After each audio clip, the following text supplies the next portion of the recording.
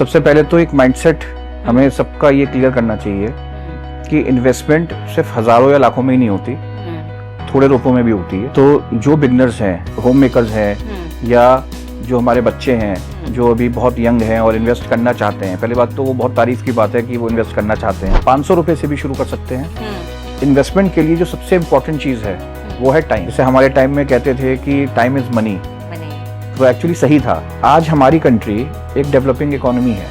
Mutual funds क्या है या स्टॉक मार्केट, एक सिंपल शब्दों में अगर कोई समझे कि बहुत सारी कंपनीज हैं जो हमारे देश में हमारे देश को बढ़ाने में काम कर रही हैं। ऑयल एंड गैस सेक्टर है, एफएमसीजी सेक्टर है, आपके घर में राशन आता है, आप कार खरीदते हैं, लोग टू व्हीलर खरीदते हैं, वो सब एक सेक्टर है, कंपनीज हैं। कंजप्शन बहुत है और ये कंजप्शन बढ़ने वाली है, कम नहीं होगी। क्यों? क्योंकि अभी हम डेवलपिंग इकोनॉमी है, अभी हमें बहुत लंबा ग्रो करना है। तो एटलीस्ट हमारे पास 20-25 साल हैं, 30 साल हैं जिसमें कि हमारी ग्रोथ बहुत ज्यादा होनी और इन्हीं कंपनी के बेसिस पे होनी है। अगर हमारी कंट्री को ग्रो करना है तो इन कंपनीज को ग्रो करना ही है।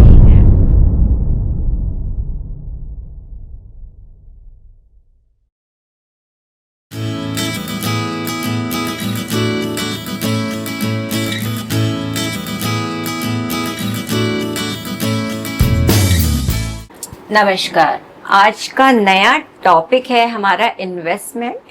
और इन्वेस्टमेंट केवल बड़े बड़े शब्दों के साथ मिलके नहीं बनाए हैं। हमने बहुत सारे वर्ड सुने हैं, एसआईपी, म्यूचुअल फंड्स। अच्छा, इसका सीधा सा मतलब हमें नहीं पता है। एक लेमैन की लैंग्वेज में, फिर से मैं कह रही हूँ, एक लेमैन की लैंग्वेज में हमें ये नहीं पता है कि ये चीजें क्या होती हैं। अगर मैं बात करूं कि एक मध्यम वर्गीय या एक लो दर्जे के लोग जो पैसे को केवल ये सोचते हैं कि 100 रुपए 200 रुपए बचे हैं और इसे एक गुल्लक में डाल देते हैं, this is not saving. Traditionally तरीके से हटके एक मॉडर्न तरीके की तरफ हमें जाना होगा, जिसे बताने के लिए हमारे पास आज जो गेस्ट हैं वो हैं investment expert mister Anurag Gupta.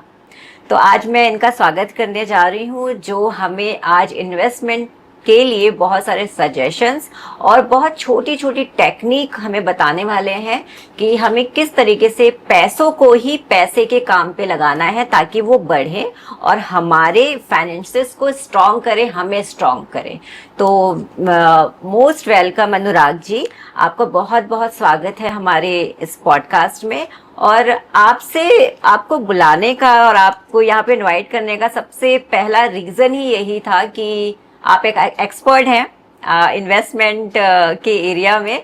और मैं ये चाहती हूँ कि बहुत नॉर्मल लोग जो अफोर्ड नहीं कर सकते किसी अच्छी एजेंसीज को अपने इन्वेस्टमेंट को प्लान करने के लिए, लेकिन बहुत छोटे छोटे इन्वेस्टमेंट्स होते हैं। अगर मैं बात करूं 1000 रुपए 500 रुपए से अगर स्टार्ट करूं तो उन्हें नहीं पता है कि इनको कैसे सेव किया जाए या इसे कैसे बढ़ाया जाए। तो इसी के बारे में मैं बात करूंगी। आप मुझे इसके बारे में गाइड करिए।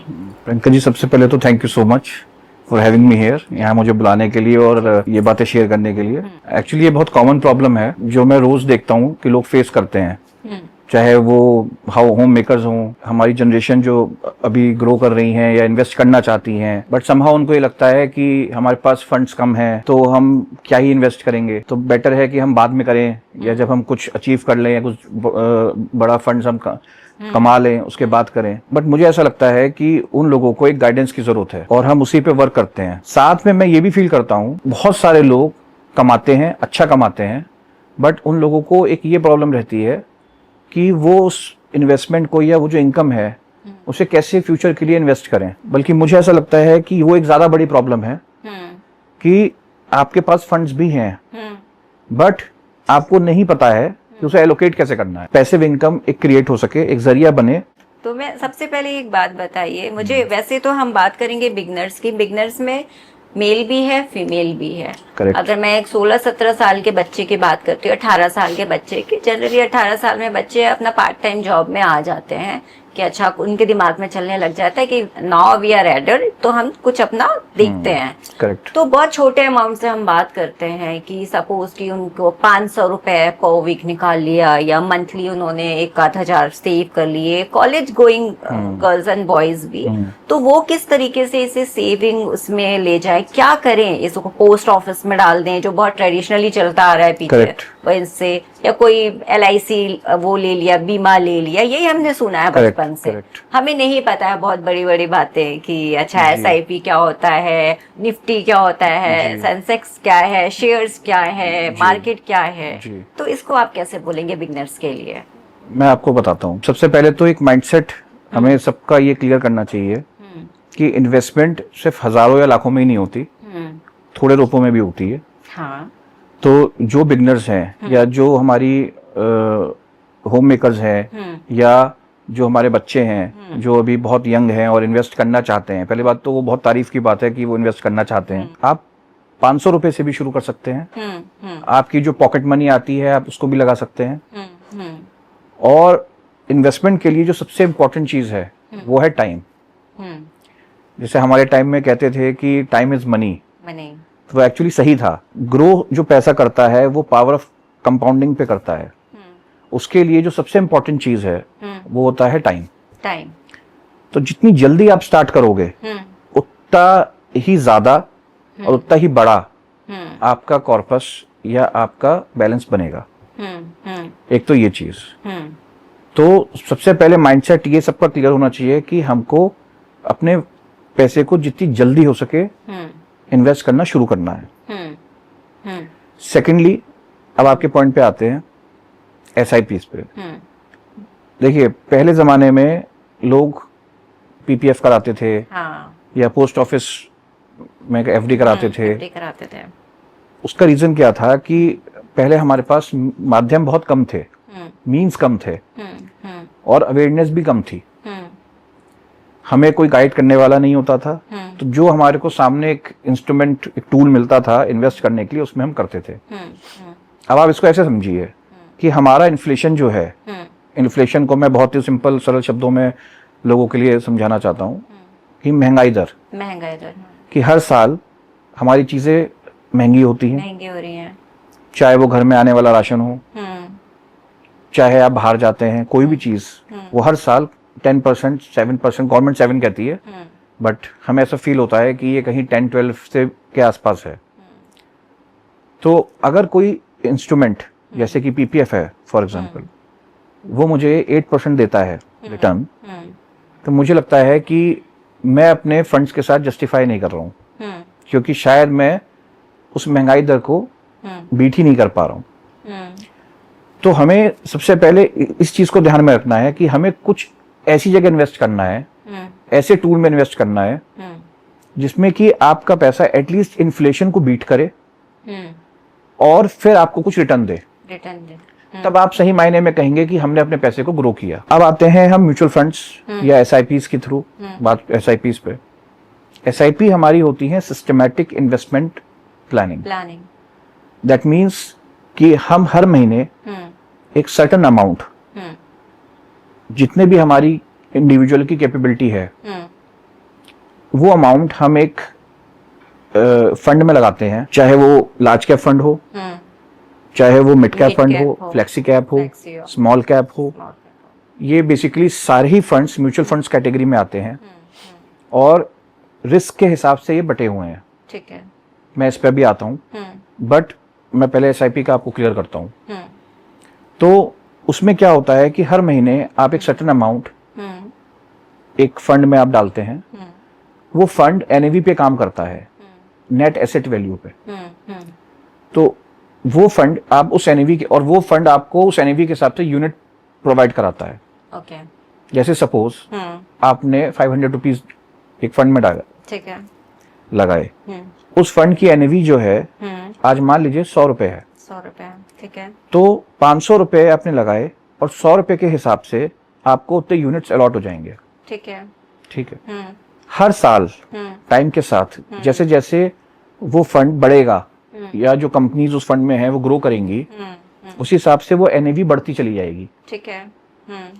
और उस फंड की वैल्यू भी बढ़ती चली जाएगी। ठीक है।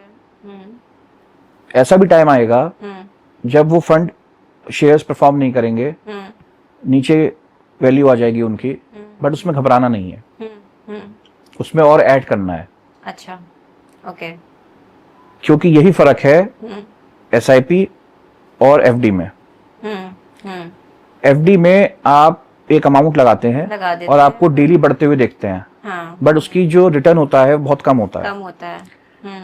म्यूचुअल फंड्स में आप जब कोई अमाउंट लगाते हैं उसका रिटर्न काफी ज्यादा होता है as compare to FDs, but कोई भी रिटर्न, कोई भी फंड जिसका रिटर्न आपको ज्यादा मिलेगा, उसके साथ एक चीज आएगी, फ्लक्चुएशन। तो आप मार्केट रिस्क इसीलिए कहा जाता है। एग्जैक्टली। तो आपको उस फ्लक्चुएशन के लिए थोड़ा रेडी रहना है, और इसीलिए हम कहते हैं टाइम, कि टाइम के साथ जब फंड ग्रो करेगा, पेशेंस, तो वो धैर्य आपको रखना पड़ेगा। बट लंबे समय में आप अपना अगर टारगेट लेके चलेंगे और जो भी आपकी सेविंग है आप उसमें लगाएंगे, तो ये मैं आपको एश्योर कर सकता हूं कि आपको एटलीस्ट 12 से 15% के बीच का रिटर्न आएगा ही आएगा। उसको जस्टिफाई करने के लिए मैं आपको एक सिंपल लॉजिक देता हूं। आज हमारी कंट्री एक डेवलपिंग इकोनॉमी है।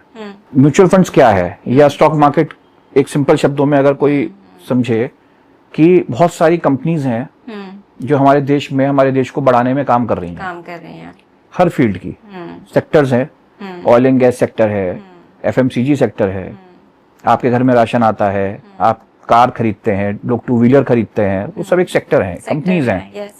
लोग हीरो की बाइक खरीदते हैं, टीवीएस की बाइक खरीदते हैं, बजाज की बाइक खरीदते हैं।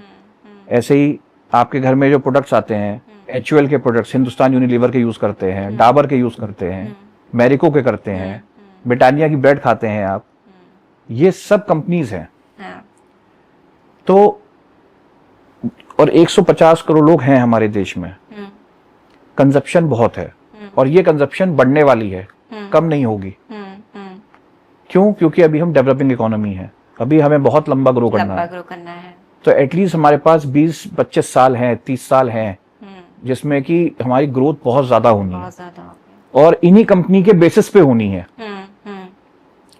अगर हमारी कंट्री को ग्रो करना है तो इन कंपनीज को ग्रो करना ही है। तो होता क्या है कि इन कंपनीज का एक बंच बनता है, और म्यूचुअल फंड्स क्या करते हैं, एक बंच बनाया इन कंपनीज का, और वो जो आपका पैसा होता है वो इन कंपनीज के अंदर इन्वेस्ट होता है। जैसे जैसे वो समय बढ़ेगा, कंपनियां ग्रो करेंगी, रिटर्न देंगी, स्केल बढ़ेगा कंपनियों का, उसी हिसाब से आपका रिटर्न बढ़ेगा।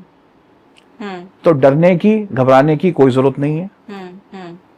अगर आपके पास टाइम है, आप यंग हैं, आप होम मेकर हैं, और आप इन्वेस्ट करना चाहते हैं, तो आप सोचिए मत, इन्वेस्ट करिए। ओके, बजाय उसी के गुल्लक में पैसे डालने के बजाय उसको, देखिए, गुल्लक में डालने का आपको बहुत बढ़िया एग्जांपल देता हूँ।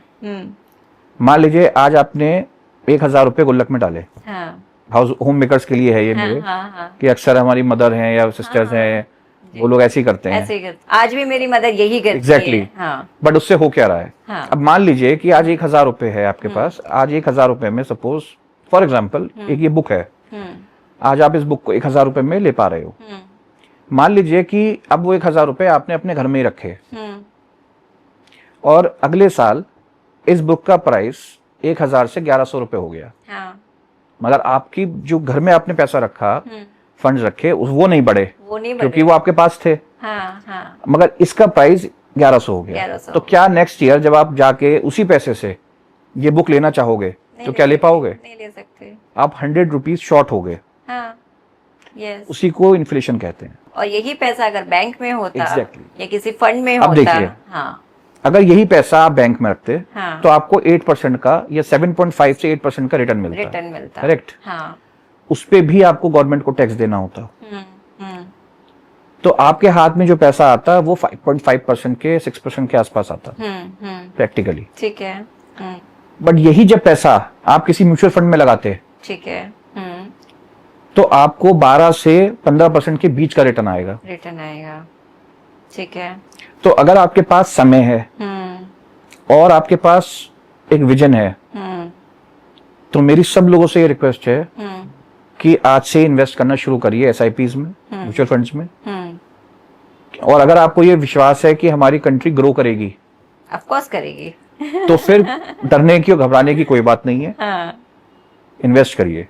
हाँ हाँ, नहीं यू आर करेक्ट, क्योंकि कुछ ब्रांड्स ऐसे हैं, जैसे हम अब जब हम बात कर रहे थे सारी चीजों में कि कोलगेट करना ही है, करना है ना, इन्वेस्ट करना ही करना है, गाड़ी आपको चलानी है, गाड़ी चलानी, पेट्रोल आपको यूज करना है, डलवानी है। अगर उनकी ग्रोथ हो रही है तो हमारी ग्रोथ होगी ही होगी। असल में क्या है प्रियंका जी, लोगों ने म्यूचुअल फंड्स को, शेयर मार्केट को या शेयर्स को बहुत बड़ा बना दिया है। बट अगर आप इसको बहुत ही सिंपलिस्टिक करके एक सिंपल लैंग्वेज में समझें कि जो डे टू डे रूटीन में हम चीजें इस्तेमाल कर रहे हैं, फॉर एग्जांपल गर्मियां आ रही हैं, आप पेप्सी पीते हैं, पेप्सी किस कंपनी की है? वरुण बेवरेजेस। आप एसी यूज कर रहे हैं, घर में खरीद के लाते हैं, ये तो सिंपल है, वो कंपनियां हैं। तो अगर आपको ये विश्वास है कि ये एसी अच्छा चलेगा, तो फिर वोल्टास का कंपनी क्यों नहीं अच्छी चलेगी? तो हम लोगों को ये, मैं इस आपके माध्यम से ये बताना चाहता हूँ कि चीजों को सिंपल रख के आप शेयर मार्केट को ध्यान मत दीजिए, ठीक है, आप इसे बड़ा मत बनाइए। लोग इसे सट्टा बाजार कहते हैं, मैं कहता हूँ आप इसको सिर्फ एक कंपनी समझिए। ठीक है, जो भी कंपनी आपको पसंद है, ये मैं उनके लिए बोल रहा हूँ जो इंडिविजुअली शेयर खरीदना चाहते हैं। ठीक है, अदरवाइज तो मेरा सजेशन ये रहता है कि अगर आपके पास टाइम नहीं है और आप उतनी नॉलेज भी नहीं है और आप इतना फोकस नहीं करना चाहते हैं, तो इट इज बेटर कि आप एक अच्छा फंड लें और उसमें पैसे को लगाएं और उसे ग्रो होने दें। क्योंकि जो काम आप नहीं कर पा रहे हो वो एक अच्छा फंड मैनेजर कर रहा है। वो आपके बिहाफ पे आपसे पैसे ले रहा है और उन्हीं अच्छी कंपनीज में डिस्ट्रीब्यूट कर रहा है। उससे एक और फायदा भी है, मैं आज एक कंपनी खरीदता हूँ, हो सकता है कि 5 साल बाद 10 साल बाद वो कंपनी अच्छा ना करे और बंद हो जाए, तो आपको लगेगा कि मेरा पैसा डूब गया। बट म्यूचुअल फंड में ऐसा नहीं होता है। वो क्या करते हैं कि वो आप एक फंड के अंदर 20, 25, 30 शेयरों का पोर्टफोलियो बनाते हैं। ओके। तो अगर बाय चांस ऐसा हो कि एक कंपनी अगर अच्छा नहीं कर रही है, तो एटलीस्ट बाकी तो कर रही है, तो आपके फंड को, आपके पैसे को डिस्ट्रीब्यूट एग्जैक्टली तो आपके पैसे का डूबने के चांसेस निल हो जाते हैं। जो जैसे आपने एक चीज कही मिड कैप और लाइक एक हमने शॉर्ट टर्म उसमें हो गया। देखिए मैं आपको उसको बताता हूँ कि हमारे देश की जो पहली 50 कंपनियां हैं, निफ्टी 50 की बात करते हैं, ठीक है, जो देश की सबसे बड़ी 50 कंपनियां हैं, उनको जब हम एक जगह इकट्ठा करते हैं, सिंपल भाषा में वो निफ्टी है। ठीक है। अगर आपको बिल्कुल, और उन्हें हम दूसरे टर्म्स में म्यूचुअल फंड्स की भाषा में लार्ज कैप्स कहते हैं, ब्लू चिप्स। ठीक है। तो जिन लोगों को बिल्कुल भी रिस्क नहीं लेना है लाइफ में, जो चाहते हैं कि मेरा पैसा बिल्कुल सेफ रहे, एफडी की तरह, तो आप सीधा एक अच्छा ब्लू चिप फंड खरीदिए, लार्ज कैप में जाइए, मतलब निफ्टी में जा रहे हैं। एग्जैक्टली। ठीक है। तो वो देश की सबसे बड़ी कंपनी है, पहली 50 कंपनियां, ठीक है, जो आपके देश को आगे बढ़ाने में पूरा सहयोग कर रही है। फिर आते हैं आपके flexi caps. Flexi cap fund इसलिए मैं अच्छा मानता हूँ क्योंकि वो आपको लार्ज कैप में भी इन्वेस्ट करवाते हैं, वो आपको 50 के बाद जो अगली 50 कंपनियां हैं उनमें भी, ठीक है, और उसके बाद जो अगली 100 कंपनियां हैं उनमें भी। तो बड़ी कंपनियों का रिटर्न थोड़ा कम आता है, कम आएगा, क्योंकि वो बहुत बड़ी हो चुकी है, तो ऑब्वियसली उनका जो मार्जिन है, जो रिटर्न्स है, वो थोड़े कम होते हैं। मगर जो कंपनियां ग्रो कर रही हैं, अपकमिंग कंपनीज हैं, वो आपकी मिड कैप्स होती हैं या स्मॉल कैप्स होती हैं, उनमें हाई रिटर्न्स होता है, रिस्क भी ज्यादा है, रिटर्न भी ज्यादा है। तो वो लोग क्या करते हैं कि उसका एक बंच बनाते हैं, ठीक है, आपके सपोज आपने 500 इन्वेस्ट किया, तो वो इक्वली डिस्ट्रीब्यूट कर देंगे सब में। तो उससे होगा क्या कि रिस्क डिवाइड होता है, एट द सेम टाइम आपके रिटर्न ज्यादा आते हैं। तो ये फ्लेक्सी कैप हो गया। ऐसे ही आपके फिर मिड कैप आ गए, मिड कैप, हाँ, जिनको हायर रिस्क लेना है, अच्छा, जो मीडियम कंपनीज है हमारी, वो उनमें इन्वेस्ट करते हैं। जो बहुत ही रिस्की ट्रेड लेना चाहते हैं, जिनको लगता है कि मुझे 25% का रिटर्न चाहिए या 30% का, वो लोग स्मॉल कैप करते हैं। बट मैं जनरली स्मॉल कैप के लिए कम प्रेफर करता हूँ बिगनर्स को।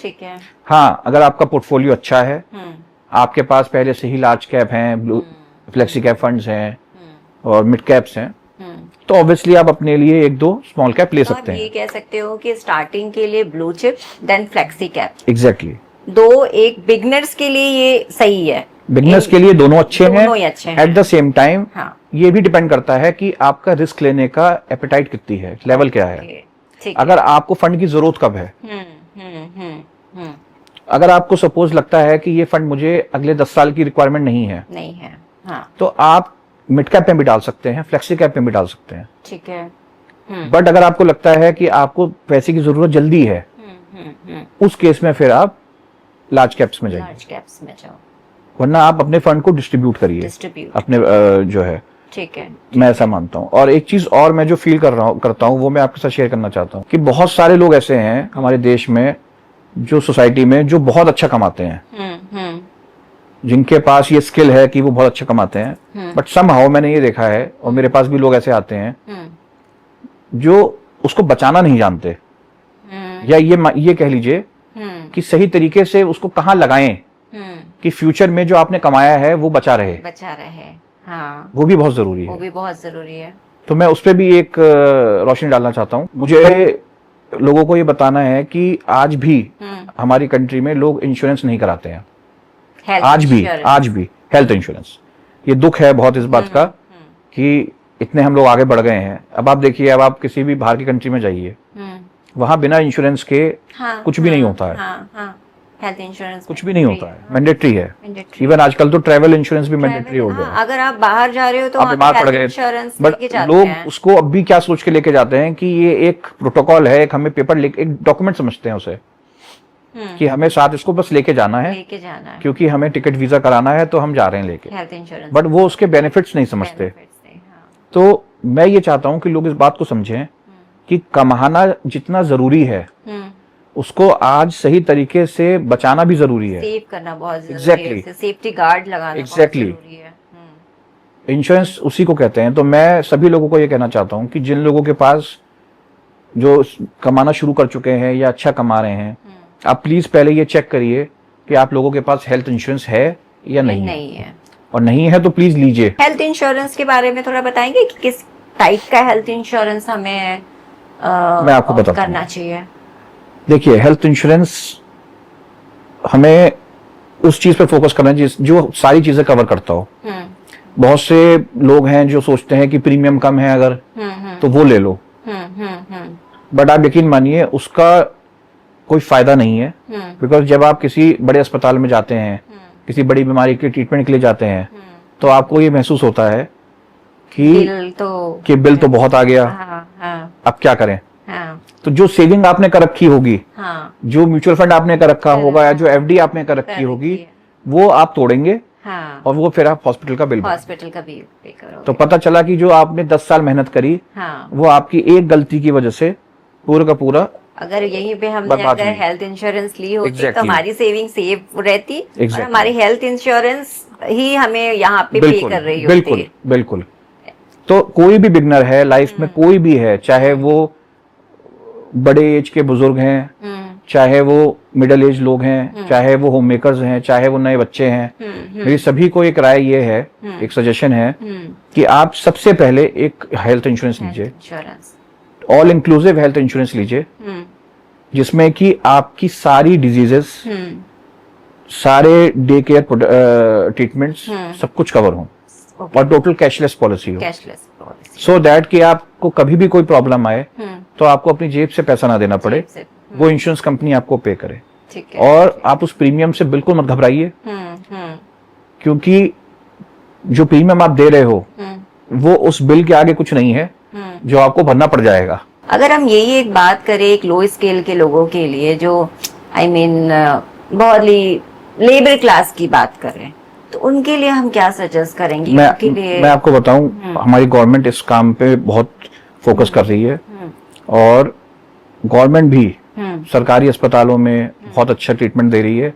एट द सेम टाइम उनकी भी स्कीम्स हैं, आयुष्मान योजना, या बहुत सारी स्कीम्स ऐसी हैं जो 5 लाख तक लोगों को इंश्योरेंस प्रोवाइड कराते हैं। ठीक है, एटलीस्ट उसे ऑप्ट करें, वो एटलीस्ट उसको करें। ठीक है। ऐसा है कि कुछ नहीं से कुछ तो बेटर ही है।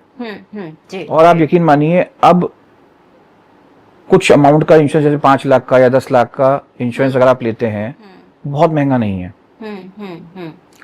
इतना है कि आप जाके उसे अफोर्ड कर सकते हैं। एक normal middle class, lower middle class भी उसे अफोर्ड कर सकते हैं। क्योंकि देखिए, जब आप हॉस्पिटल जाएंगे तो वो ये नहीं पूछेंगे आपसे कि आपकी इनकम ब्रैकेट क्या है। इस बात पे बिल नहीं बनेगा। बिल तो बीमारी देख के बनता है। तो प्लीज आप जाइए और इंश्योरेंस लीजिए। सेकंड, मैं लोगों को ये गाइड करना चाहता हूँ कि अक्सर आपने देखा होगा कि हमारे पेरेंट्स थे, वो LIC पॉलिसीज करते थे। तो या आज भी ऐसे प्रोडक्ट्स हैं, मैं नाम नहीं लेना चाहूंगा उनका, बट आज भी ऐसे प्रोडक्ट्स हैं जो इन्वेस्टमेंट और इंश्योरेंस को साथ लेके चलते हैं। जो आपसे ये कहते हैं कि हर साल आपको इतना पे करना है और 15 इयर्स के बाद आपको इतना लमसम मिलेगा। हाँ, मैंने भी ले रखा है। हाँ, और इस इन बिटवीन अगर आपको कुछ होता है तो वो पूरा प्रीमियम वेव ऑफ हो जाएगा और आपको पूरा पैसा मिलेगा। सुनने में बहुत अच्छा लगता है, बहुत अच्छा लगता है, बट आपको इसकी वर्किंग को समझना पड़ेगा। ओके। लोगों को ये समझने की जरूरत है कि इन्वेस्टमेंट और इंश्योरेंस हैंड इन हैंड नहीं जाते। कोई भी कंपनी अपनी जेब से आपको कुछ नहीं देती, कुछ नहीं देगी।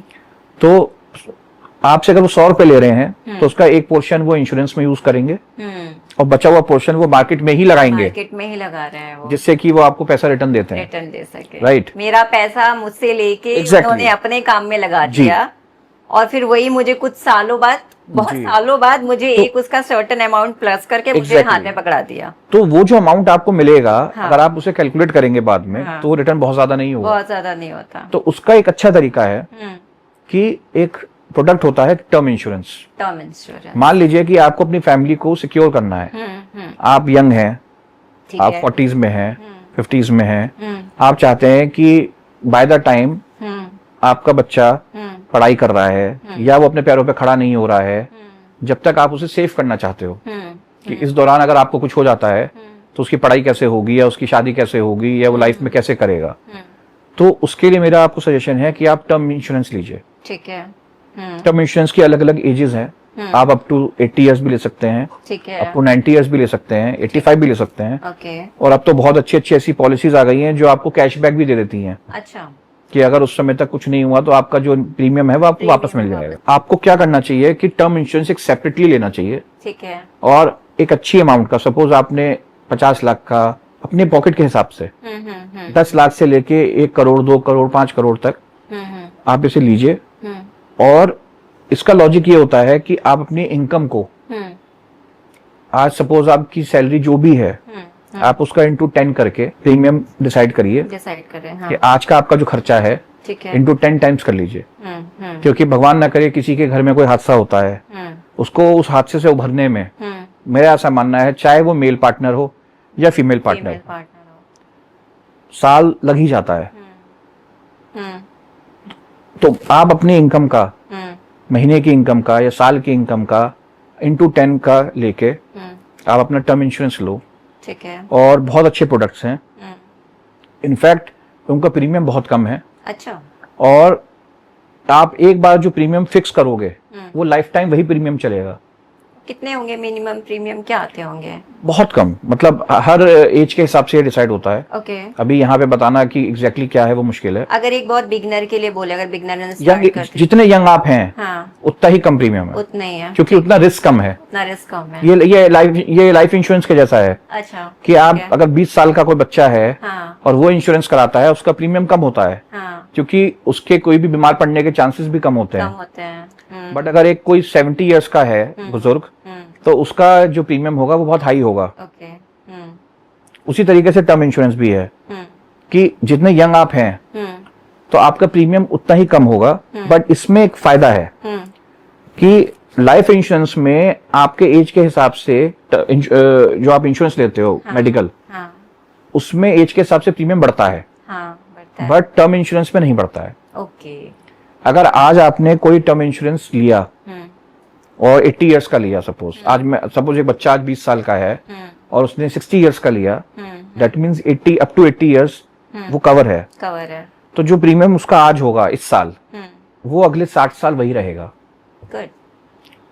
तो आपकी पॉकेट पे कोई असर नहीं आने वाला उसका। हाँ। और दूसरी बात, आपके अगले 60 साल सेफ हो गए। हाँ। तो एटलीस्ट आपको ये डर नहीं है कि आप कुछ भी करेंगे आपकी फैमिली को क्या होगा। तो एक सबसे पहले मेडिकल इंश्योरेंस लेना जरूरी है। सेकंड, आप अपने लिए टर्म इंश्योरेंस लीजिए। और उसके बाद अब इन्वेस्टमेंट इंश्योरेंस आपका हो गया, टर्म इंश्योरेंस हो गया, अब आपके पास जो भी है आप उसे प्योर इक्विटी या प्योर इन्वेस्टमेंट में डालिए। मेरे सबको एडवाइस यही है जो इंडिविजुअली शेयर्स में स्टॉक्स खरीदना चाहते हैं कि आप डायरेक्टली मत करिए, पहले आप स्टडी करिए एक अच्छे किसी कोच से या जो नोन हो इस चीज का, थोड़ा इस बारे में स्टडी करके पढ़ाई करके तब आप कोई शेयर परचेज करें, क्योंकि वो शेयर आपको शॉर्ट टर्म नहीं होगा, वो लॉन्ग टर्म आपको रखना है। ठीक है। तो आपको ये इन्वेस्ट, आपका पैसा लग रहा है, हार्ड अर्न मनी है, तो आपको ये देखना जरूरी है कि जो भी शेयर या कंपनी आप खरीद रहे हो, शेयर कहना गलत है, जो भी कंपनी आप खरीद रहे हो वो कितनी लॉन्ग लास्टिंग है। ठीक है। बहुत सारे लोगों को मैंने ये देखा है कि वो बड़ा पैसा जल्दी कमाना चाहते हैं, तो बहुत छोटे छोटे पेनी स्टॉक्स जो है, आजकल मैं रील्स देखता हूँ कि हर दूसरी फेसबुक पे रील जो आ रही है वो इसी चीज से रिलेटेड है कि आप ₹1 का शेयर है, ₹2 का शेयर है। तो मेरी सबको राय यही है, एक सलाह है कि देखिए जो ₹1 का शेयर है वो किसी वजह से ₹1 का शेयर है। हाँ। और जो 10,000 का शेयर है उसका भी एक रीजन है। तो always go for quality, not quantity. तभी लोग इसको फिर सट्टा बाजार कहते हैं। क्यों? क्योंकि सबको अपना फॉर्चून, आपका लक बदलना है। 1 लाख शेयर खरीदेंगे किसी कंपनी के या 2 लाख शेयर खरीदेंगे ₹1 के, एक और उम्मीद करेंगे कि वो कब ₹1 ₹20 बने। उससे बेटर है कि आप एक अच्छी कंपनी का शेयर खरीदिए जो आपको अच्छा रिटर्न दे और प्रैक्टिकल रिटर्न दे। और जिस मतलब इसका मतलब ये है कि हमें रिसर्च, जिस भी कंपनी का रिसर्च, उसका पोर्टफोलियो, सारी चीजें हमें पता होनी चाहिए। बिल्कुल। ऐसे नहीं कि अच्छा जो सस्ता है ₹2 लालच में बताइए, लालच में बताइए। प्रैक्टिकल होके अपने पैसे की वैल्यू करें। देखिए चाहे आप 500 लगाएं या 5 लाख लगाएं या 5 करोड़ लगाएं, कीमत उतनी ही है। ठीक है। जो 500 लगा रहा है उसको भी उतना ही दर्द होता है। तो आप अपने उस पैसे की वैल्यू करें और बहुत एक बड़ी चाह न रखते हुए जो प्रैक्टिकल अप्रोच है, जो प्रैक्टिकल रिटर्न्स हैं, आप उसकी तरफ जाइए। वो कहावत थी कि slow and steady wins the race, वो एक्चुअली सही है कि आप 100 में जो एक चीज अलग खड़ी है उस पर मत जाइए। हाँ। आप एक्चुअली उस 100 में देखिए जो बेस्ट है। जो कंपनी लॉन्ग लास्टिंग है, उसकी बैलेंस शीट उसको पढ़ना पड़ता है। आप भी मेरा आपसे कहना है, हाँ एग्जैक्टली, कि उसका बिजनेस कैसा है, उसके क्वार्टरली के रिजल्ट्स कैसे हैं, वो कंपनी कमा भी रही है या नहीं कमा रही है, और अगर आज नहीं कमा रही है तो उसके फ्यूचर ग्रोथ प्रोस्पेक्ट्स कैसे हैं। अच्छा, तो एक चीज जैसे हमने न्यूज में सडनली सुना कि कंपनी का नाम नहीं लूंगी मैं, कि अचानक से वो बिल्कुल डूब गया, ठीक है, बट नाम है उसका, बहुत लोगों ने उस टाइम में उनके शेयर खरीद भी लिए कि ठीक है आज तो डूब गया लेकिन खरीद के रख लो, कल तो बढ़ेगा। कंपनी अभी रिसेंट 5-6 महीने पहले की बात है। तो ये क्या, ये सही है कि ऑब्वियसली देखिए इसीलिए स्टडी काम आती है, लेकिन मिसहैपनिंग किसी भी कंपनी के साथ हो सकती है, इसमें कोई बड़ी बात नहीं है। बट आपको उसमें ये देखना है कि वो जो उसमें मिसहैपनिंग हुई है उसके रीजन क्या है, और वो रीजन कितने लॉन्ग लास्टिंग है। ठीक है। देखिए form is temporary, class is permanent, right. Tendulkar आता है, बैटिंग करते हैं, 4 बार 0 पे भी आउट होता है, बट उससे ये उम्मीद हमेशा रहती है कि वो सेंचुरी बनाएगा। उसी तरीके से कंपनीज हैं, अगर एक कंपनी आज किसी वजह से या गवर्नमेंट की कोई पॉलिसी की वजह से, या फिर कोई भी रीजन हो सकता है, कोई भी वजह हो सकती है कि आज वो गिर गया या उसमें कोई लॉसेस आ गए, बट वो शॉर्ट टर्म है, मगर लॉन्ग टर्म में वो कंपनी क्या कर रही थी और उसके क्या फ्यूचर गोल्स हैं वो देखना जरूरी है। सिर्फ ये सोच के कि शेयर 20% गिर गया है हम ले लें, वो नहीं करना चाहिए। जो सर्विस प्रोवाइडर है या जो गुड्स प्रोवाइडर है, क्या क्वालिटी है, कि किस दर्जे का वो है, बिल्कुल ऑब्वियसली। अच्छा, अब जैसे मैं ये कह रही हूँ कि मुझे नहीं पता SIP कहाँ पे जाके लूं, किससे खरीदूं, बहुत नॉर्मल महिलाओं की तरफ से ये बात मैं आपको बताता हूँ। देखिए पहले तो 2 चीजें हो गई कि एक आज हमने बात करी कि SIP पे, जो कि है सिस्टमैटिक इन्वेस्टमेंट प्लानिंग, एक हो गया डायरेक्ट इन्वेस्टमेंट शेयर्स में। ठीक है। दो अलग अलग चीजें हैं। दो अलग अलग चीजें।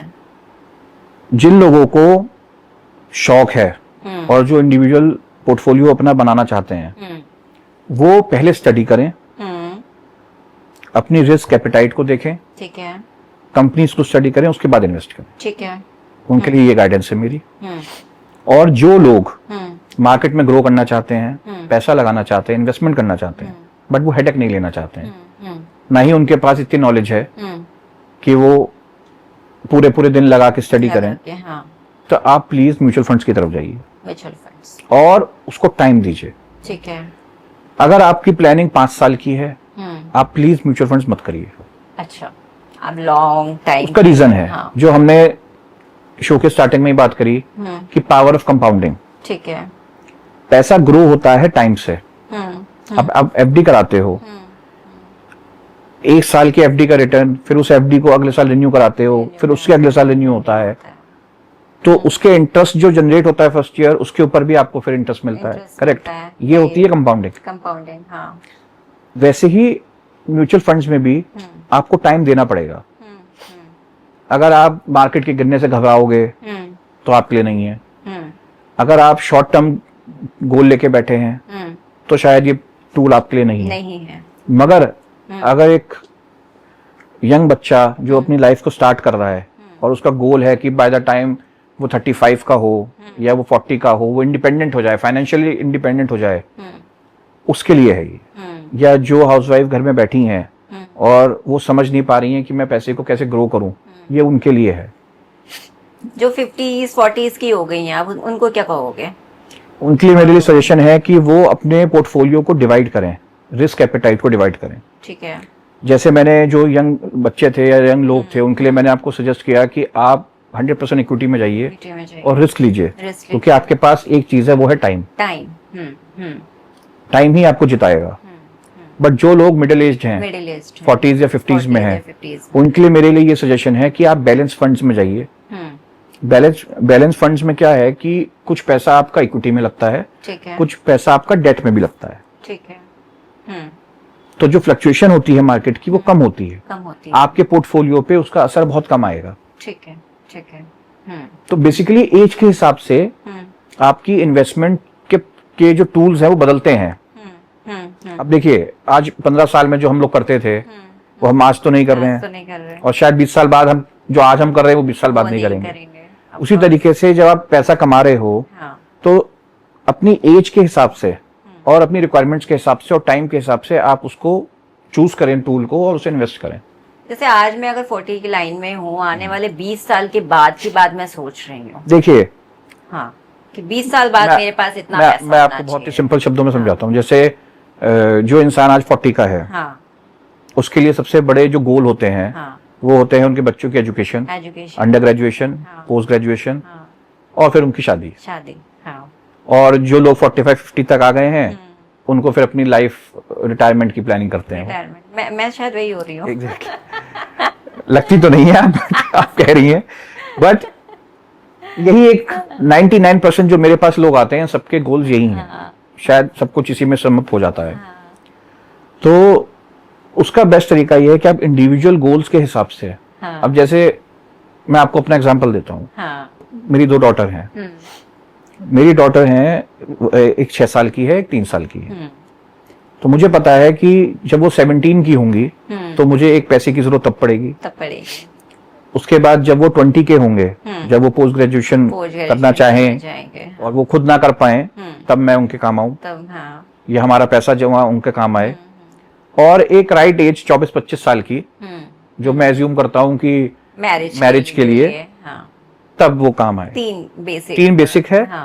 और फिर मैं और मेरी वाइफ का रिटायरमेंट के लिए। करेक्ट। तो मैंने क्या किया हुआ है, मैं आपको अपना एग्जांपल देता हूं कि मैंने स्टेज वाइज, स्टेप वाइज सबको उतने गोल्स के लिए प्लानिंग कर रखी है। एक 17 इयर्स का मेरा टारगेट है, एक 20 इयर्स का, एक 25 इयर्स का, और उसी हिसाब से मैंने उसको रिस्क को डिवाइड किया हुआ है। जैसे अगर कोई चीज 17 इयर्स में मुझे चाहिए, तो मैं मोर अग्रेसिव हूं। ठीक है। क्यों? क्योंकि मुझे रिटर्न ज्यादा चाहिए। अगर मैं एक्सटेंडेड मेथड से जाऊंगा तो मैं उतना पैसा नहीं कमा पाऊंगा। क्यों? क्योंकि पावर ऑफ कंपाउंडिंग मेरे लिए कम काम करेगी, ठीक है, क्योंकि मेरे पे टाइम कम है, राइट। हम्म, बट जब मैं 25 साल के गोल पे जाता हूँ तो मेरे पे टाइम का एक बेनिफिट है, तो मैं एक रूटीन इन्वेस्टमेंट को फॉलो कर सकता हूँ, रिस्क कम ले सकता हूँ। मेरी एक सजेशन ये है कि जो लोग 20 के हैं या अर्ली 20s या 30s में हैं, आप थोड़ा रिस्क लीजिए, बिकॉज एट दैट टाइम आप जॉब करेंगे या बिजनेस करेंगे, आपके पास 20 साल हैं, 30 साल हैं जब आपको फंड्स की जरूरत पड़ेगी। बट जो लोग 40s और 50s और 60s में हैं, उनको ज्यादा डेट फंड की तरफ जाना चाहिए, ठीक है, रिस्क कम लेना चाहिए। क्यों? क्योंकि एक तो टाइम का कंस्टेंट है, दूसरा एज के साथ आदमी की रिस्क एपेटाइट भी कम हो जाती है। आप यंग होते हैं, आप रिस्क ज्यादा लेते हैं, आपकी एज बढ़ती है तो आप रिस्क लेना भी कम करना चाहते हैं, वो फ्लक्चुएशन शायद आपसे इतनी बर्दाश्त ना हो। तो वो लोग के लिए एफडीज हैं या उन लोगों के लिए आपके डेट फंड्स हैं जिसमें आपको एक फिक्स ठीक ठाक रिटर्न आता है और रिस्क कम होता है। जैसे एक होता है पेंशन प्लान, कुछ ऐसा भी है कि आपने पेंशन प्लान भी अपना एक सिक्योर कर लिया है, ये क्या होता है पेंशन? देखिए मैं आपको बताऊं, चाहे पेंशन प्लान है, चाहे पीपीएफ है, चाहे कोई भी डेट फंड है, वो आपको मोरलेस 7 से 9% के बीच में रिटर्न देते हैं। जिन लोगों को एक रिटायरमेंट के बाद एक स्टडी इनकम चाहिए, ठीक है, कि आप चाहते हैं कि चाहे कम ही आए मगर एक स्टडी इनकम आए, ये सब वही टूल्स हैं। ओके, ठीक है। जिनको बहुत की चाह नहीं है और जो चाहते हैं कि एक ठीक ठाक सफिशिएंट मेरा खर्चा चले, ये उन लोगों के लिए है। ठीक है। सब पेंशन प्लान हो गया या पोस्ट ऑफिस की पॉलिसी हो गई, या सुकन्या है, या फिर आप, ये सब डेट फंड्स हैं। ओके, ये आपको उतना रिटर्न देंगे, ठीक है। तो मैं इन सबको एक तरफ रखता हूँ और इक्विटी को अलग एक तरफ रखता हूँ, जिसमें कि आपका डायरेक्ट इक्विटी या फिर डायरेक्ट इन्वेस्टमेंट शेयर्स में या म्यूचुअल फंड्स या बैलेंस फंड्स, उन सबको मैं एक तरफ रखता हूँ। अच्छा, एक तरीके से अगर हम गोल्ड की बात करें कि गोल्ड परचेस करना सही है, एक होता है वर्चुअल गोल्ड, आजकल आ गया है, वो भी आ गया है। देखिए मैं आपको उस पर गाइड करता हूँ। हिंदुस्तान में हमारे गोल्ड, ये कहूँ अगर मैं कि गोल्ड परचेज करना सही नहीं है तो शायद गलत होगा, क्योंकि सबसे ज्यादा हमारे यहाँ ही गोल्ड खरीदा जाता है वर्ल्ड में। तो गोल्ड तो एक ऐसा कमोडिटी है कि शायद मेरी दादी भी लेती थी, मेरी परदादी भी लेती थी और हम भी लेते हैं। बट इम्पॉर्टेंट ये नहीं है, इम्पॉर्टेंट ये है कि आप उसे कितना लेते हैं। एलोकेशन ऑफ फंड बहुत जरूरी है।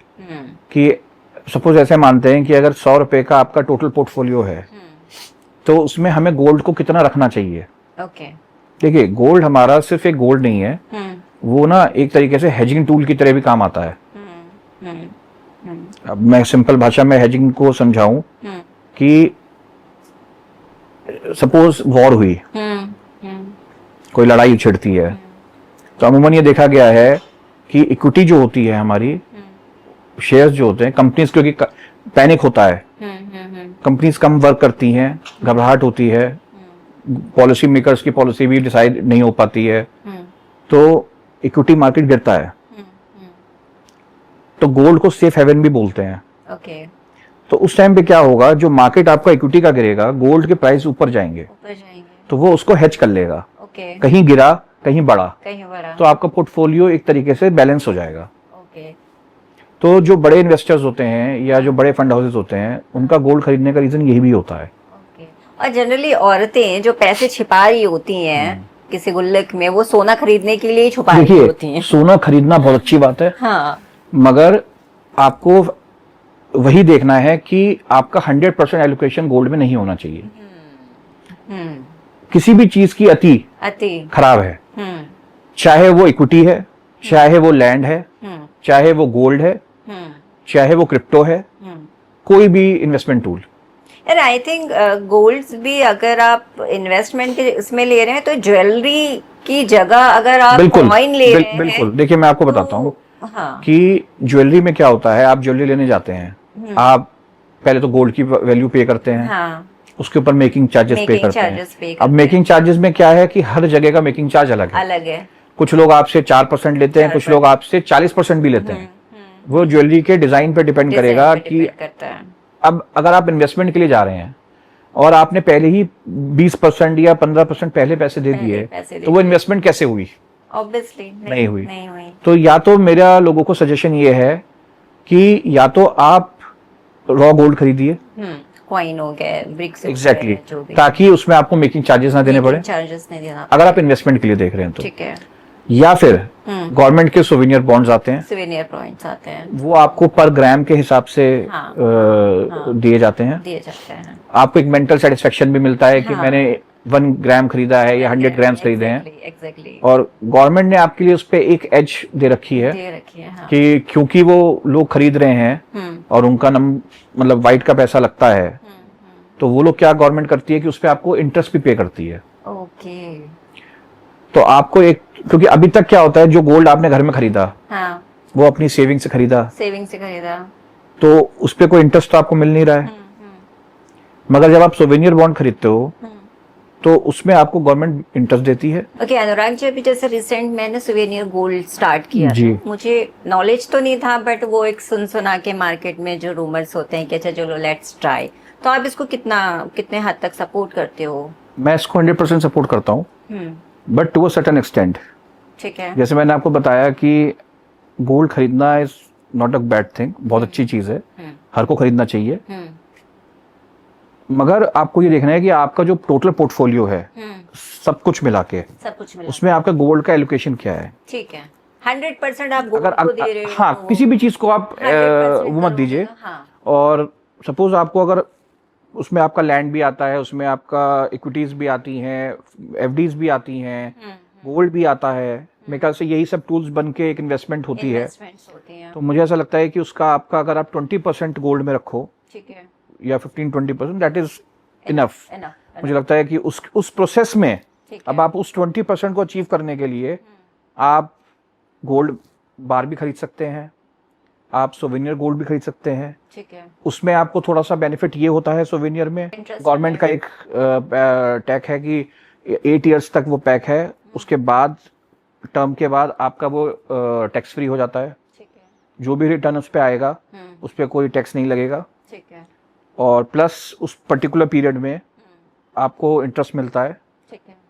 तो जो लोग सर्विस क्लास हैं या जॉब में हैं या उनकी हर महीने फिक्स एक सैलरी आती है, तो उन लोगों के लिए ये प्रोडक्ट बहुत अच्छा है। कि क्योंकि ज्वेलरी अगर आप खरीदोगे तो आपको एक लमसम अमाउंट चाहिए जाके खरीदने के लिए। ज्वेलरी का रिटर्न अच्छा नहीं है। अगर मैं कल के दिन में ये कहूँ कि अगर मेरी क्राइसिस में जाके मैं ज्वेलरी को लेके कुछ पैसे ले लूं, तो वहां पे मैं डेप्रिशिएट ही हो रहा है मेरा अमाउंट। देखिए, ज्वेलरी का क्या है कि लोग ज्वेलरी एक वजह से भी लेते हैं, शौक है, आपको पहनना है, शौक भी है, प्लस एक इमोशनल वैल्यू अटैच होती है। अगर आप ज्वेलरी को सबसे लास्ट में देखोगे, हाँ, अगर सपोज आपको कोई फाइनेंशियल नीड आई फैमिली के ऊपर, क्राइसिस है, बट लेडीज की ज्वेलरी बहुत एक सेंसिटिव वो होता है पॉइंट, और कोशिश करा जाता है कि किसी भी तरीके से उस पे हाथ ना डाला जाए। तो इसलिए अगर अदरवाइज आपके पास सपोज कि सोवेनियर बॉन्ड है, हाँ, या कोई बार है, तो उससे आपका कोई इमोशनल अटैचमेंट नहीं है, आप उसे डे 1 पे जाके सेल करके आओगे, करेक्ट। बट ज्वेलरी के लिए आप कोशिश करोगे, हाँ, बच जाए। तो अगर आप कभी गौर करें, बैंक में अगर आप लोन लेने जाइए, गोल्ड लोन बड़ा कॉमन प्रोडक्ट हो रहा है आजकल, तो बैंक वाले आपसे बार नहीं रखवाते हैं, वो आपसे कॉइन नहीं रखवाते हैं, हाँ, वो आपसे ज्वेलरी रखवाते हैं हमेशा। ऐसा क्यों? क्योंकि उनको भी पता है कि लेडीज का एक घर की जब ज्वेलरी आती है तो आपके अंदर एक पुश रहेगा घर की तरफ से कि भाई हमें उसे छुड़वाना है, हमें वो लोन क्लोज करना है। वरना हर आदमी जाके एक टाइम पे कहेगा कि भाई गोल्ड की वैल्यू ज्यादा है, इंटरेस्ट हमारा लोन कम है, तो क्यों ना ऐसा करें कि बार को सेल कर दें और लोन को पे ऑफ कर दें। बट अगर आपकी ज्वेलरी है, आपकी मदर की या वाइफ की या सिस्टर की, तो या डॉटर की, तो आप कोशिश करोगे कि मैं लोन को पे करूं और अपनी ज्वेलरी को बाहर निकालूं। तो ये एक बहुत बड़ा रीजन है कि बैंकर्स भी गोल्ड ज्वेलरी को एज अ गोल्ड लोन मानते हैं, किसी कॉइन को या बार को नहीं मानते हैं। जी। और डायमंड और गोल्ड में आप किसको सपोर्ट करेंगे? देखिए, अगर आप डायमंड और गोल्ड की बात करेंगे तो 100% मेरा जो झुकाव है वो गोल्ड की तरफ जाएगा। मेरा भी क्योंकि डायमंड सुनने में देखने में अच्छा लगता है, हाँ, और गोल्ड के अपने बेनिफिट्स हैं। अपने बेनिफिट। अगर आप बुरे वक्त की बात करते हैं, अगर आपकी माइंडसेट ये है कि मुझे उसको पहन के एंजॉय करना है, तो डायमंड पे जाइए। ठीक है। बट अगर आपके माइंड में ये है कि लेते समय कि मैं अपने बुरे वक्त के लिए भी एक एसेट क्रिएट कर रही हूँ, तो फिर आप गोल्ड पे जाइए। गोल्ड पे ऑब्वियसली। और गोल्ड का बेनिफिट आपको एप्रिसिएशन ज्यादा ही जी, मिलेगा। हमेशा हमेशा हमेशा ज्यादा मिलता है। आपको गोल्ड समय के साथ, ठीक है। देखिए पूरे वर्ल्ड में कंट्रीज गोल्ड को परचेज करती हैं, वो एक हेजिंग टूल की तरह आता है, एक सेफ हेवन माना जाता है। तो ये तो आप मान के चलें कि गोल्ड की कीमत तो अपनी स्पीड के हिसाब से बढ़ेगी ही बढ़ेगी। तो अगर जो लोग समझदार हैं और जो लोग अपने या हार्ड एंड मनी लगा रहे हैं और वो अपनी ज्वेलरी को एंजॉय भी करना चाहते हैं, एट द सेम टाइम वो अपने फ्यूचर के लिए एक इन्वेस्टमेंट भी सोच रहे हैं, तो मेरी उनसे राय यही है कि आप गोल्ड खरीदिए। अब वो आपके ऊपर है कि आप उसे ज्वेलरी खरीदना चाहते हैं या आप कॉइन खरीदना चाहते हैं। ठीक है। और आप जैसे आप बहुत लोगों का पोर्टफोलियो मैनेज करते हैं जी, तो अगर अब तो बड़े लोगों की पोर्टफोलियो, अब आप एक बात बताइए कि आप सपोज कि मुझे अपने इन्वेस्टमेंट्स करने हैं, बहुत छोटे उस पे करने हैं और मैं नहीं कर पा रही हूँ, मैं एजेंट्स कहाँ से कैसे अप्रोच करूँ या किस ऑनलाइन उस पे जाऊँ, ये थोड़ा सा मुझे देखिए मैं आपको बताता हूँ। जो भी होम मेकर्स हैं और वो इन्वेस्ट करना चाहती हैं, तो वो ऐसे समझें कि जो भी ये म्यूचुअल फंड्स होते हैं, ये एसेट मैनेजमेंट कंपनीज होती हैं जो इनको रन करते हैं। ठीक है। जैसे फॉर एग्जांपल मैं आपको बताता हूँ कि आईसीआईसी का अपना एक फंड हाउस है, हाँ है, asset management company direct ICICI direct, हाँ। ऐसे ही कोटेक का है, हाँ, ऐसे ही हर बड़े ग्रुप का है, रिलायंस का भी है, निपॉन है, आपका पराग पारिक है, सबकी एम्स, इन्हें कहते हैं एसेट मैनेजमेंट कंपनी। राइट। तो ये कंपनीज क्या करती हैं कि ये कंपनीज एक फंड हाउस फंड मैनेजर्स को हायर करती एलोकेट कर देते हैं और हैं, इनके अपने फंड्स होते हैं जिन्हें आप परचेज करते हैं। ठीक है। तो जो भी फंड आपको खरीदना है, उसको खरीदने के दो तरीके हैं। ठीक है। एक कि आप ऑनलाइन जाइए, जो लोग कंप्यूटर को इस्तेमाल करना जानते हैं, जो लोग कंप्यूटर फ्रेंडली हैं, वो डायरेक्टली एएमसी से की साइट पे जाके, एएमसी एसेट मैनेजमेंट कंपनी, ठीक है, आप उसी पर्टिकुलर, जैसे किसी को कोटेक का फंड लेना है, कोटेक फ्लेक्सी कैप लेना है मान लीजिए, आप ऑनलाइन जाके सर्च करिए Kotak flexi cap fund, Kotak AMC, तो उनकी अपनी साइट होती है, आप उस पे जाके भी अपनी डिटेल्स भर के, आधार कार्ड, पैन कार्ड, और आप अपनी एसआईपी शुरू कर सकते हैं। ठीक है। डायरेक्ट उसमें आपको एक बेनिफिट ये होगा कि जो भी आपका एक एक्सपेंस रेशियो होगा, जैसे फॉर एग्जांपल एक्सपेंस रेशियो कहते हैं खर्चा, जो आप एक एसेट कंपनी को देते हो या एक फंड मैनेजर को देते हो आपका पोर्टफोलियो मैनेज करने के लिए, कोई भी आदमी जो आपका फंड मैनेज करेगा वो आपसे कुछ तो चार्ज करेगा, चार्ज लेगा ही, तो उसको हम कहते हैं एक्सपेंस रेशियो। ओके, ठीक है। वो एक्सपेंस रेशियो आपका कम हो जाता है जब आप डायरेक्टली एएमसी से परचेज करते हैं, ठीक है, ठीक है, क्योंकि उसमें कमीशन आपका सिर्फ एसेट मैनेजमेंट कंपनी को जाता है। ओके, बट इसके लिए हमें हमारा रिसर्च वर्क बहुत स्ट्रांग रखना होगा, और अदरवाइज हाँ, आजकल बहुत लोकल एजेंट्स होते हैं जो फाइनेंशियल प्लानर्स होते हैं, आपके शहर में, आपके घर में ही कोई नोन में होंगे जो कोई पॉलिसी कराते होंगे या कुछ कराते होंगे, वो सभी लोग आजकल इसी फील्ड में हैं। आप उनसे भी रिक्वेस्ट कर सकते हैं, ठीक है, और उनसे बोल के आप फंड मैनेज करवा सकते हैं, अपना कोई भी फंड चूज कर सकते हैं, वो आपके लिए सारी वर्किंग करेंगे। बट इसमें आपको एक चीज का ध्यान रखना पड़ेगा कि उसमें फिर आपका एक्सपेंस रेशियो थोड़ा बढ़ेगा। ओके, जैसे मैंने आपको बताया कि अगर आप खुद जाके लेते हैं या ऑनलाइन करते हैं, इनफैक्ट आप ये भी कर सकते हैं कि आपके घर के आसपास एसेट मैनेजमेंट ऑफिसेज भी खुले हुए हैं। ओके, ठीक है। जैसे अगर आप अपने जहां भी आप रहते हैं, आप निकलेंगे तो आप देखेंगे कि एसबीआई का अपना एक ऑफिस है म्यूचुअल फंड का, कोटक म्यूचुअल फंड का अपना एक ऑफिस है, सबके ऑफिसेज भी हैं। तो जो लोग ऑनलाइन नहीं कर पा रहे हैं वो डायरेक्टली उन ऑफिसेज में जाके आप उनसे रिक्वेस्ट कर सकते हैं कि आपको एक म्यूचुअल फंड ओपन करना है, आपकी हेल्प वो कर देंगे।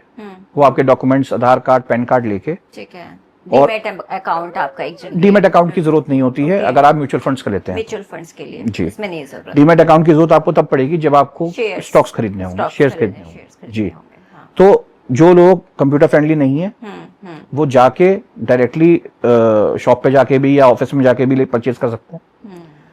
जो उसमें भी अनकंफर्टेबल हैं, तो फिर आप किसी एजेंट के थ्रू करा सकते हैं। ठीक है। उसके लिए मगर आपकी नॉलेज में ये होना जरूरी है कि जब आप डायरेक्टली कराते हैं तो आप सिर्फ एएमसी को अपना कुछ चार्जेस देते हैं। ओके। बट जब आप किसी एजेंट को भी हायर करते हैं तो अब आप 2 जगह अपना कमीशन देते हैं। ओके। अब आप उस एजेंट को भी दे रहे हैं, हाँ, और आप दे रहे हैं एएमसी को। और ये वन टाइम नहीं होगा, हाँ, हर महीने या जब तक आप अपने फंड डालते रहेंगे, हाँ, एसआईपी करते रहेंगे कंटिन्यू, हाँ, हाँ, वो कमीशन एजेंट को भी जाएगा और एएमसी को भी जाएगा। तो हम डायरेक्ट तो मेरी एडवाइस यही है सबको कि आप थोड़ा उठिए, एजेंट को बाहर निकलिए करके एग्जैक्टली सेल्फ, क्योंकि शॉर्ट टर्म में आपको लगेगा कि ये कुछ भी नहीं है अमाउंट, बट जब आप उसको 10 इयर्स 20 इयर्स में देखेंगे तो शायद वो फिगर करोड़ों में हो। तो इसलिए मेरी एडवाइस ये है कि आप या तो ऑनलाइन, और अगर आप उसमें कंफर्टेबल नहीं है तो आप बाहर निकलें और जो नियर बाय आपका ऑफिस है उस एएमसी पे जाएं, ठीक है, और वहां से परचेज करें। ठीक है, गुड। और बहुत सेफ है, आप बहुत ट्रांसपेरेंट है, आप अपने मोबाइल में ऐप डाउनलोड भी कर सकते हैं। अच्छा, आप तो बैंक के जितने भी ई मोबाइल जो सेवा आई है उसमें ऑलरेडी एसआईपी के कॉर्नर्स होते हैं। देखिए, बिल्कुल होते हैं। हाँ, बैंक भी एक एजेंट है। अब आप इसको ऐसे समझिए, फॉर एग्जाम्पल आईसीआईसी प्रूडेंशियल का एक फंड है, और मैं आईसीआईसी बैंक गया, और मैंने अपने बैंक से कहा कि मुझे आईसीआईसी प्रूडेंशियल का एक म्यूचुअल फंड परचेज करना है, म्यूचुअल फंड का भी एसआईपी शुरू करना है। बिल्कुल। अब उसमें एजेंट कौन है? उसमें आईसीआईसी बैंक एजेंट है, और एक कमीशन आईसीआईसी बैंक का है और एक कमीशन आईसीआईसी प्रूडेंशियल एएमसी का है। तो आपको डायरेक्ट फंड्स प्रेफर करिए रादर रेगुलर फंड्स। समझ गई। हमें डायरेक्टली जाके, क्योंकि हम इनडायरेक्टली जाएंगे तो हमें बहुत जगह हमें चीजों को थोड़ा सा आपका खर्चा बढ़ेगा, थोड़ा सी आपकी कॉस्ट बढ़ेगी, बट वो भी ठीक है।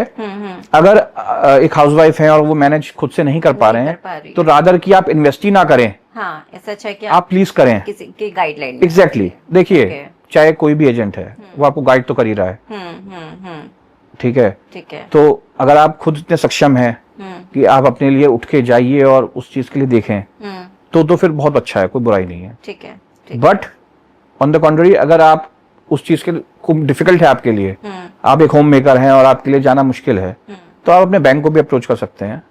कोई उसमें कुछ खराब नहीं है, ठीक है, वो भी सेम चीज है, बट थोड़ा सा एक एक्स्ट्रा चार्ज लगता है, बट क्योंकि वो आपको एक सुविधा दे रहे हैं तो वो ठीक है। ठीक है।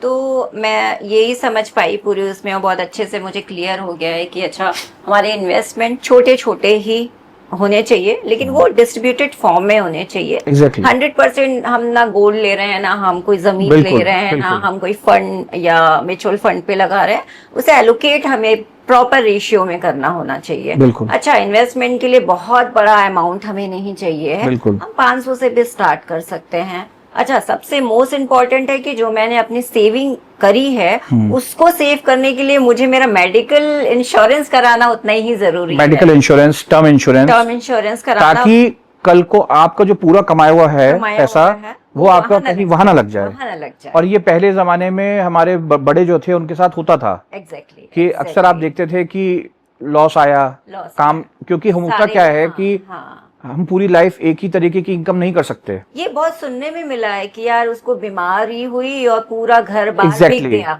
एग्जैक्टली, वो इसीलिए क्योंकि उनके पास कोई इंश्योरेंस था नहीं, सिक्योर उन्होंने नहीं करा था। और आजकल क्या है कि मेडिकल एक्सपेंसेस बहुत ज्यादा हैं। अगर कोई आदमी हॉस्पिटलाइज होता है तो उसको बहुत पे करना पड़ता है।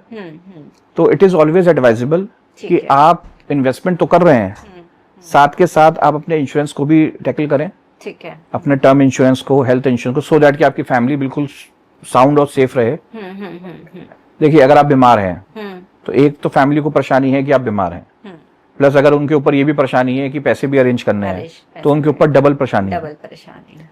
तो एटलीस्ट आप ये कर सकते हैं कि आप उनकी एक परेशानी कम कर सकते हैं। आप इतना सेफगार्ड कर दीजिए कि आपकी इन्वेस्टमेंट इंटैक्ट रहे, और आपको जब फंड की जरूरत पड़े तो आपकी जो इंश्योरेंस पॉलिसीज हैं वो काम आ जाएं, आपकी फैमिली ट्रबल में ना आए। आपने बहुत अच्छे से अनुराग जी आज मुझे समझाया है, क्योंकि जनरली मैं आपसे कल भी जब बात कर रही थी तो जी। यही बोल रही थी कि औरतें जाती हैं और अपने हस्बैंड के पास या अपने भाई के पास बैठ जाती है, यार मुझे थोड़ा सा बता दे शेयर क्या जी। होता है। तो जनरली मेल का एक एटीट्यूड होता है, अरे तुझे नहीं समझ में आएगा, तू इन सब चीज से दूर रह, तू सोना ले और निकल। मतलब हाँ, होता है। ये जनरली यही है, मैं इंडिया में तो मैंने यही देखा है। लेकिन जो आज आपसे बात करके मुझे जो सारी चीजें जितना मैं आज समझा है वो बहुत ही अच्छा मैं कल किसी को एडवाइस कर सकती हूँ जी। कि नहीं ये इतना डिफिकल्ट नहीं है, इसको इतना बड़ा हवा मत बनाओ। मैं प्रियंका जी ये चाहूंगा कि आप हाँ आपके माध्यम से कि आप जितने लोगों तक ये बात पहुंचा सकें एग्जैक्टली। ताकि लोग अवेयर हों, हाँ हाँ स्पेशली कोई भी जनरेशन, कोई भी जनरेशन, चाहे वो यंग हो चाहे वो ओल्ड हो। देखिए, इट्स नेवर टू लेट। हाँ इन्वेस्टमेंट करना कभी भी शुरू कर सकते कभी हैं। भी शुरू कर सकते हैं। एक चीज जो सबसे ज्यादा इंपॉर्टेंट है वो है माइंडसेट। माइंडसेट। आपको माइंड में ये रखना है कि आपको इन्वेस्टमेंट करनी ही है। सेविंग आपको कॉन्फिडेंस भी देती है। कॉन्फिडेंस देता है, ऑफ कोर्स। और मैं लास्ट में आपको एक चीज बोलना चाहूंगा, जो मैं फील करता हूं और मैं अपने लिए भी लागू करता हूं कि always treat your SIPs as EMIs। कल ये बात हुई थी जी। Yes, क्यों? क्योंकि अगर SIP होगी हाँ। तो कोई भी जो पहली परेशानी आएगी आप बंद कर देंगे, बंद कर दो, मगर अगर वो EMI की तरह आप मानेंगे तो वो बंद नहीं वो होगी। बंद नहीं होगी। और जितने बुरे वक्त में आप जितनी ज्यादा SIP करेंगे, अच्छे वक्त में उतना ही आप उसका मजा ले पाएंगे। हमने आज जो बातें करी हैं उसमें हमें ये तो पता चल गया कि सारा पैसा एक तरफ नहीं लगना है। SIP क्या होती है, म्यूचुअल फंड्स क्या होते हैं, आपके मिड कैप्स क्या होते हैं, स्मॉल क्या होता है, लार्ज क्या होता है, ब्लू चिप क्या होती है, बहुत सारी बातें हैं। अगर आप पूरे पॉडकास्ट को आप ध्यान से सुनते हैं तो ये बहुत इजी सिनेरियो है जो खास करके हम लड़कियों के लिए बहुत टफ बना दिया गया था। इन्वेस्टमेंट इतना रॉकेट साइंस नहीं है जो हम कर नहीं सकते हैं। जो मुझे समझ में आता है कि पैसे को भी काम में लगा दो तब पैसे बढ़ेंगे। लेकिन आपका बहुत बहुत धन्यवाद। Thank you so much ma'am, thank you so much for having me here. Yeah thank you so very much. Thank you. नमस्कार।